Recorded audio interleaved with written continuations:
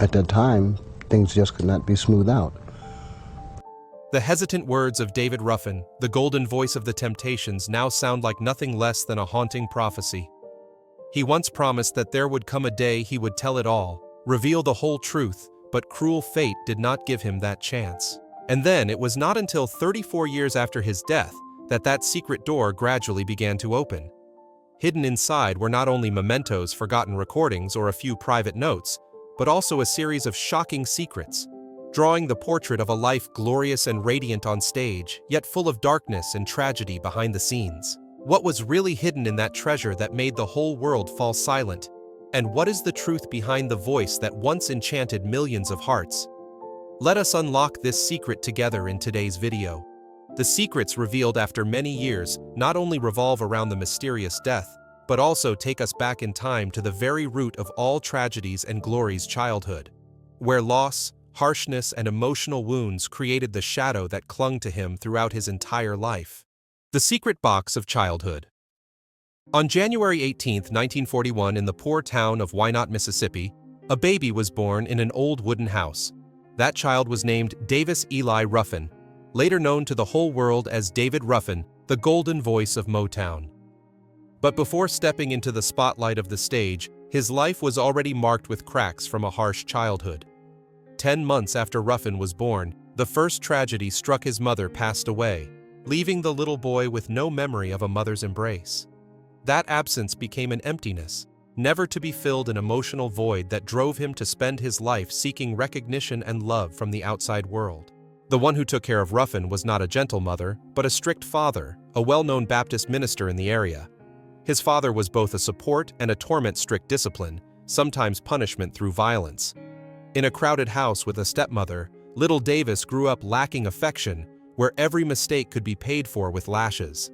That very environment forged in him a strong will, but also planted in his tender soul a constant unease, an ego that longed to be seen and affirmed. Music came to Ruffin very early as an escape. In the small house, his siblings formed a family gospel group. They sang in the local church, their voices lifting gospel melodies full of fervor. Davis, with his powerful baritone, soon stood out. People recalled that when he was only 12 or 13, he could sing with such force that the whole congregation fell silent. Not only in church, the boy also traveled with evangelist groups throughout the American South. At 14, Ruffin made a bold decision to leave his family and follow a wandering minister singing gospel while preaching. For a poor black boy in Mississippi in the early 1950s, this was a dangerous adventure. But it also opened the first door that led him into the vast world of music.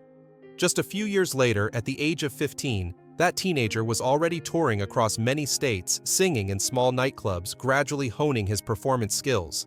Not only his voice, but also his powerful stage presence. During those tours, Ruffin happened to meet rising stars, Mahalia Jackson, the Queen of Gospel, the Five Blind Boys of Mississippi, even Elvis Presley and Little Richard. For many rural children, they were distant icons. But for Ruffin, it was proof that the dream of becoming a singer could truly come true. Standing backstage watching Elvis with his wild dance moves or hearing Little Richard's soulful cries, the young black boy from Wynot silently promised himself one day the audience would also cheer for his voice. Yet the price of such an extraordinary childhood was not small. The absence of a mother, the harshness of his father, and a wandering life created a complex psychology, both strong and resilient, yet anxious and easily rebellious. Later music researchers often pointed out this contradiction in Ruffin's voice. One could hear both enchanting sweetness and hidden pain. It was this fierce past that forged the fire in his voice, the very thing that made millions fall in love, but also made it hard for him to find peace in his own life. And when he joined the Temptations, the group rising to become a Motown phenomenon, the spotlight immediately pushed him to the peak of fame. His raspy, powerful voice made him the soul of timeless hits. Yet from that very moment, the oversized ego and the relentless desire to prove himself began the unavoidable conflicts. The mystery behind the glory of the Temptations. When David Ruffin joined the Temptations in 1964, the group was still struggling to find its own mark. Motown had already shaped a series of stars, but the Temptations still lacked a factor strong enough to turn them into icons. And then, Ruffin's powerful baritone voice changed everything. Just a few months later, he became the lead singer on a string of hits that ushered the group into their golden era. My Girl, released at the end of 1964, shot straight to #1 on the Billboard Hot 100 and remains one of the most classic songs of all time. Alongside it came a series of other hits such as Ain't Too Proud to Beg, 1966, number 13 on the Billboard Hot 100, Beauty Is Only Skin Deep, and I Know I'm Losing You. With a voice carrying raspiness, bitterness, and sweetness, Ruffin transformed the Temptations from a promising group into Motown's hit machine. Not only the lead vocalist, he was also the one who brought new creative ideas. Ruffin is said to be the first to come up with the concept of the four-headed microphone stand, allowing members to sing while dancing in unison. The image of 5 young men in matching suits singing harmoniously while spinning and gliding across the stage became an indelible symbol in the history of American soul. From 1965 to 1968, the Temptations had 10 singles in the R&B Top 10 record sales soared, and they became one of Motown's golden geese. However, the brighter the spotlight, the bigger Ruffin's ego grew. He didn't just want recognition as the lead singer. He wanted to be seen as the star of the group. In 1967, when the female group The Supremes was renamed Diana Ross, and The Supremes to highlight Diana Ross's leading role, Ruffin immediately demanded a similar change, David Ruffin and the Temptations. To him, it was not only a matter of pride, but also fairness. If Diana Ross was acknowledged, why not him? That demand instantly stirred turmoil. Other members, Otis Williams, Melvin Franklin, Paul Williams, and Eddie Kendricks, saw it as a betrayal of collective spirit. Motown, already known for Berry Gordy's strategy of divide and control, was even less willing to let a black artist stand too tall above the rest. In the context of Ross being favored in preparation for her solo career, Ruffin was branded a rebel challenging the order. Internal conflicts grew more severe. Ruffin often arrived late to performances, skipped rehearsals, and even demanded his own limousine instead of traveling with the group. Once he missed an important show in Cleveland just to attend his new girlfriend's concert, an act considered the last straw. His fiercest conflict was with Eddie Kendricks, once his closest friend, but gradually becoming his rival. Records even note a violent fight between the two during a tour, tensions so high that the Temptations were banned from performing in Bermuda for a time. Meanwhile, Ruffin also began questioning finances, something few Motown artists dared to do. He demanded to see detailed income from concerts and royalties, suspecting that the label was hiding profits. If the request to rename the group was seen as arrogance, then the demand for financial transparency was regarded as dangerous, a direct challenge to Berry Gordy's absolute power. And that was the true spark leading to collapse. In June 1968, the Temptations fired David Ruffin. The official reason was indiscipline, but deep down, many knew Motown wanted to get rid of someone too defiant. Ruffin was replaced by Dennis Edwards, and the group moved forward with Cloud 9 and the psychedelic soul style. But for fans, the voice that created My Girl was gone. The bitter truth was, at the time of his dismissal, Ruffin was only 27, at the peak of his talent and charisma. He had helped the Temptations win their first Grammy 1969 with Cloud 9, though by then he had already been replaced, leaving an indelible mark. Yet impulsive actions, a large ego, and defiance toward Motown cost him the home that made his name. But for Ruffin, the stage lights were never easy to let go. Being cast out of the Temptations did not mean he was willing to walk away. And so in the years that followed, the public began to witness a strange image. The microphone snatcher. Fired from the Temptations in June 1968, David Ruffin could have chosen his own path, focusing on a solo career. But the stage lights, which had once made him a star, became an obsession he could not abandon. In the late 1960s and early 1970s, Ruffin became a strange phenomenon, an artist expelled from the group yet constantly appearing at the very concerts of that same group. Fans recalled unbelievable moments when the Temptations were performing on stage from the wings. A familiar figure suddenly rushed out. It was David Ruffin, sharply dressed, grabbing the microphone straight from Dennis Edwards, his replacement, and breaking into song. And the audience, instead of objecting, erupted in cheers. They wanted to hear David sing even though he was no longer an official member. Songs like Ain't Too Proud to Beg or My Girl, forever tied to his voice, when sung by Ruffin himself, instantly set the hall ablaze. Of course, the band could not let this situation continue. Eddie Kendricks admitted, that they had to hire extra security just to stop Ruffin from unexpectedly storming the stage. But even security guards could hardly stop his determination. David often found ways to sneak backstage, even climbing through fire exits to get into the hall. For him, the spotlight was like blood in his veins, an addiction he could not quit. The most notorious incident happened at a concert in Detroit, where Ruffin appeared in elegant attire standing among the audience. As soon as the group began to sing, he suddenly rushed up, snatched the microphone, and performed the entire song, My Girl. The whole hall stood up to cheer while the Temptations stood in shock. It was both an insult to Dennis Edwards and proof that the audience still loved the old voice. These actions made Motown and the band extremely frustrated. To them, Ruffin was not only a rebellious former member, but also a threat to the professionalism of the entire system. Yet from another angle, this was clear evidence of his psychological state, an artist who could not accept being forgotten. As the Temptations moved on without him, David felt his very identity had been stolen. To fight against oblivion, he was forced to snatch the microphone. What made it even more tragic was that his solo career at the time was not without success. In 1969, his debut single, My Whole World, ended.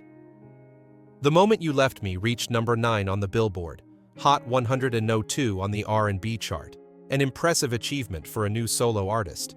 Yet instead of fully committing to developing, he remained pulled back into the past. The glory of the Temptations was too immense, and he simply could not let go. The microphone-snatching episodes were not mere disruptions. They were the desperate cries of a star unwilling to disappear from the audience's memory. Ruffin knew that fans came to hear his voice, and he clung to that to affirm, I am the true soul of the Temptations. Behind the chaos was a hidden pain, the fear of abandonment, the fear of being replaced, something he had carried in his heart ever since losing his mother in childhood. The shadow of the microphone snatcher gradually became part of the David Ruffin legend. People remembered him not only through timeless hits, but also through his dramatic appearances, breaking all boundaries to reclaim the stage. It turned him into a symbol of rebellion, an artist unwilling to bow to the system. But at the same time, it revealed his fragility, a man who did not know how to step away from the spotlight, even when that light had turned its back on him. In the years that followed, Ruffin continued to release solo works, but his career never again reached the heights of the Temptations era. He began facing greater troubles, one of the most painful being his relationship with singer Tammy Terrell, the queen of duets alongside Marvin Gaye, a scar he would carry for the rest of his life. A love full of mistakes. The romance with singer Tammy Terrell brought Ruffin fleeting moments of sweetness, but also left behind a tragedy that shocked the public. David Ruffin met Tammy Terrell in the mid-1960s when he was already a rising star of the Temptations and Tammy had just joined Motown. The youth charm and radiant smile of the girl born in 1945 quickly captivated Ruffin, 4 years her senior. They became a sought-after couple at Motown parties, on tours, and in the press. At that time, Tammy was gaining fame alongside Marvin Gaye with hit duets like Ain't No Mountain High Enough and Your Precious Love. In the eyes of the audience, the relationship between Tammy and Ruffin seemed like a dream match, a powerful male voice and a young, dazzling female singer. Yet harsh truths began to surface. Ruffin was notorious for his impulsive personality, and oversized ego worsened by substance abuse. At first, Tammy still believed in love and hoped she could change him. But everything turned when Ruffin suddenly proposed to her right on stage in front of hundreds of spectators. It should have been a sweet moment, but for Tammy it became a nightmare when she discovered a shocking truth: David Ruffin already had a wife and 2 children in Detroit, and that marriage had never ended. The collapse inside Tammy was inevitable. In 1966, at just 21 years old, she was far too young to face such bitter deceit. Later records revealed Ruffin had married Sandra Barnes and fathered 2 children, but he kept it hidden throughout his time with Tammy. Being deceived in this way not only devastated her emotionally, but also severely impacted her flourishing career. Beyond betrayal, the relationship was also shrouded in violence. Many witnesses recounted that Ruffin, consumed by jealousy and rage, physically assaulted Tammy. Some sources even claimed he once struck her with a motorcycle helmet. Though Motown strongly denied and remained silent to avoid scandal, the rumor spread widely within the entertainment world. Tammy's doctor later refuted that her tumor was caused by injury, but that did not erase the painful memory of an abusive relationship. Meanwhile, Tammy's health rapidly declined. In October 1967, while performing with Marvin Gaye, she collapsed on stage from severe headaches. Doctors diagnosed her with a brain tumor, and over the next 3 years, she endured multiple surgeries. By then, Ruffin had already drifted away from her life, leaving a void both emotionally and spiritually. On March 16, 1970, Tammy Terrell passed away at the age of 24, a time when she should have been at the peak of her brilliance. Her death devastated Marvin Gaye, who shifted toward deeply introspective songs in What's Going On, 1971. But for David Ruffin, her death became a curse, binding him to infamy. In the public eye, he was branded a betrayer and abuser, no matter how much his musical talent was still acknowledged. Paradoxically, both Ruffin and Tammy were born into turbulent families. Ruffin lost his mother at only 10 months old and grew up under a strict father, while Tammy endured a childhood scarred by repeated abuse. Perhaps it was those unhealed wounds that drew them together, but also made them capable of deeply hurting each other. Their love, instead of salvation, turned into tragedy.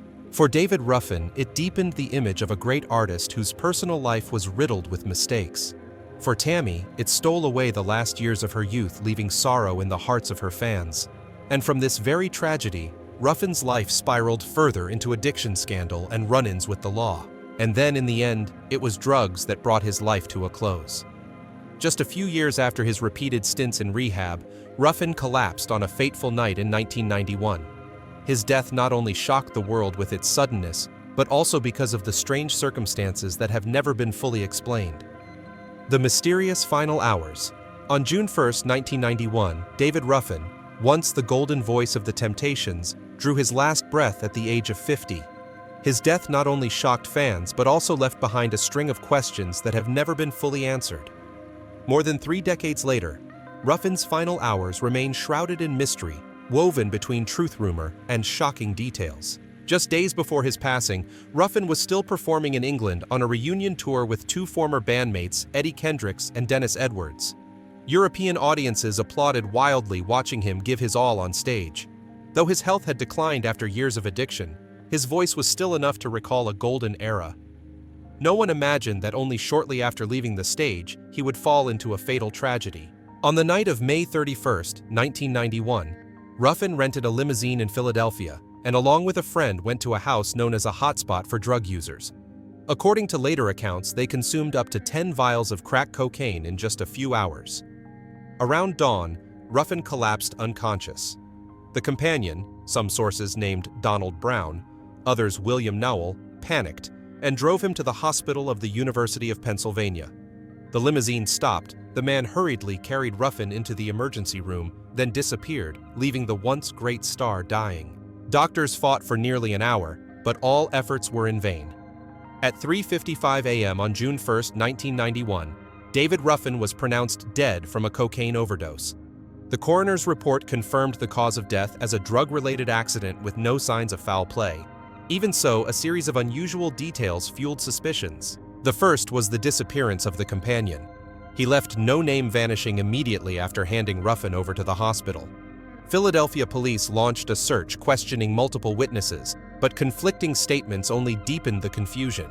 Why would a close friend abandon Ruffin at such a critical moment? Was there something hidden in the house where they had been using drugs? Amid all the disputes, one painful reality could not be denied. Ruffin's death was a bitter end to a turbulent life. From a boy who lost his mother before his first birthday, to the legendary lead voice of the Temptations, to a gifted solo artist plagued by addiction, and finally to a sudden end in a shabby house in Philadelphia, his funeral was held in Detroit, drawing crowds of fans and fellow artists. Michael Jackson, the Motown idol of a later generation, paid for the entire funeral as a gesture of tribute to the elder he admired. Yet his passing left behind an immense void, not only in the hearts of fans, but also in the memory of soul music. The story of David Ruffin's final hours is like a play whose curtain never fully closed. Scattered details, unanswered questions, and lingering theories. Was he merely the victim of his own long addiction? Or were there other hands entangled in the tragedy? To this day, those secrets remain unsolved. And the deeper one looks into the mystery of his death, the more painful another truth becomes: the large sum of money that vanished, along with endless disputes over his legacy. The big question. Around tens of thousands of dollars. According to multiple accounts shortly before his death, Ruffin was carrying about $30,000,40,000 USD in cash and traveler's checks payment he had just received from his successful tour in England. Yet when he was admitted to the hospital in a dying state, all of that money had mysteriously vanished without a trace. This left Ruffin's family with unending grief. They insisted that the belt he always wore, designed with a hidden compartment to keep money safe, was no longer on him when police and hospital staff examined his body. A star who had just stepped off the European stage with pockets full of cash was gone, just a few days later empty-handed, raising the painful question, who took the money? The prime suspect was none other than the companion, the man who had been with Ruffin on that fateful night. According to police, this was the man who drove Ruffin to the hospital of the University of Pennsylvania in the early hours of June 1, 1991, and disappeared immediately after handing him over to the emergency staff. Some sources identified him as Donald Brown, others as William Nowell. Both names appeared in interrogation files, but no one was ever charged.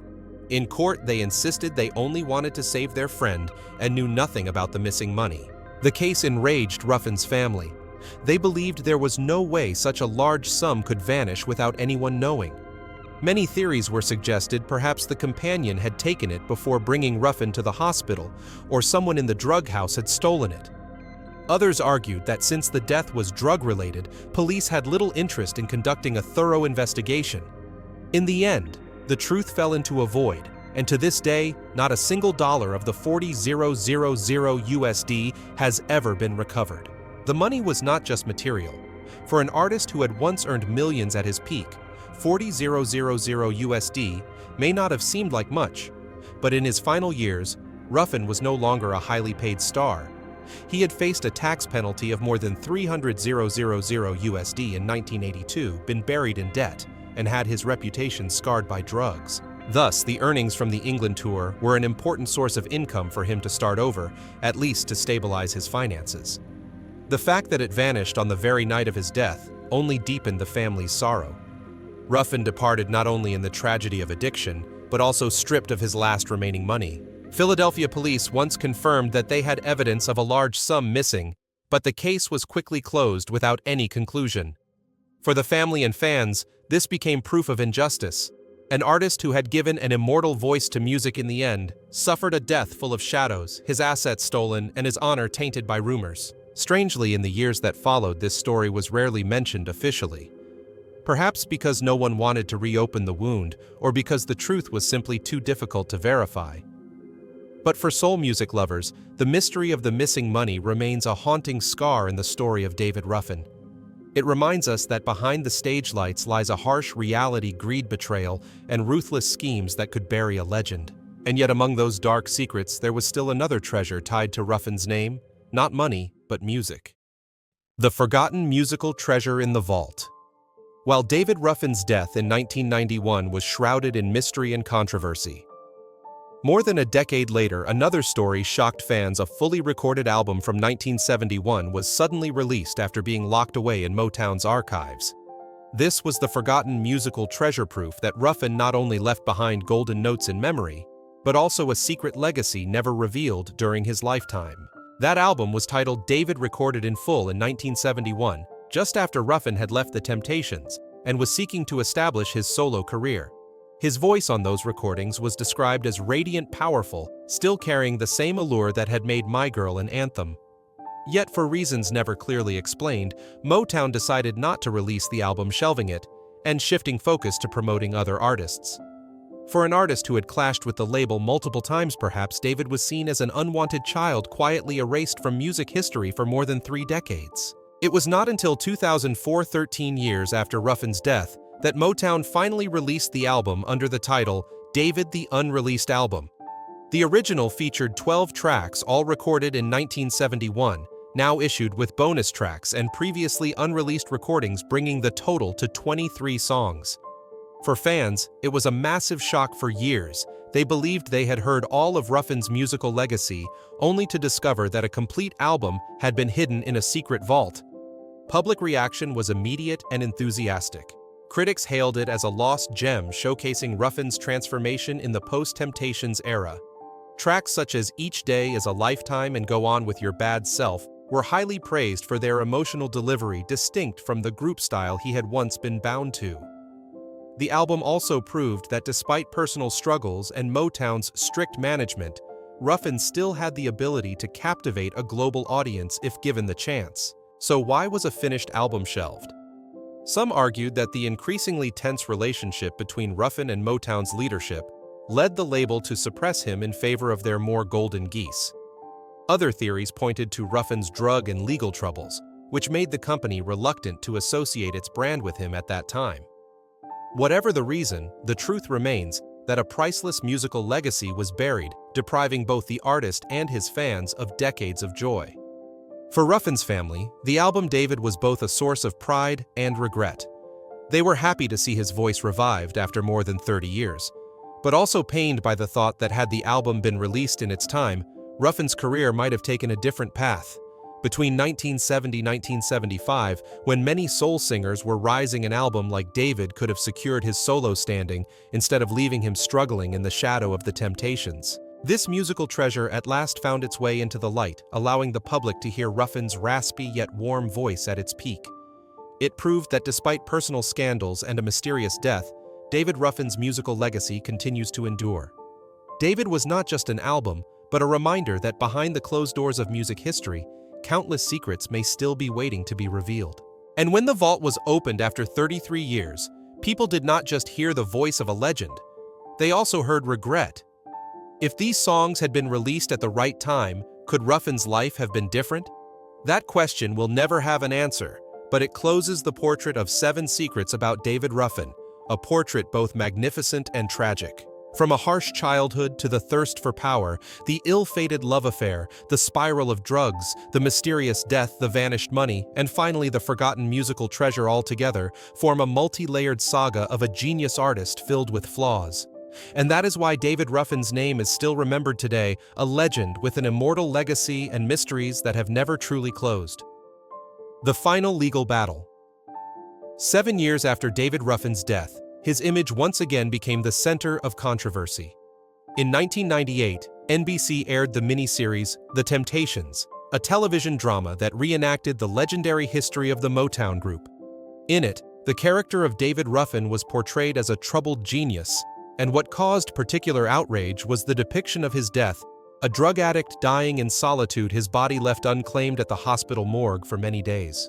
For the Ruffin family, this was not only a distortion of the truth, but also a public insult to his honor. The backlash erupted immediately after the film was broadcast. David Ruffin's children, including Kimberly Ruffin, spoke out insisting that the truth was entirely different. They emphasized their father did not die in solitude, nor was his body abandoned in the morgue. In fact, his remains were claimed by his daughter within days.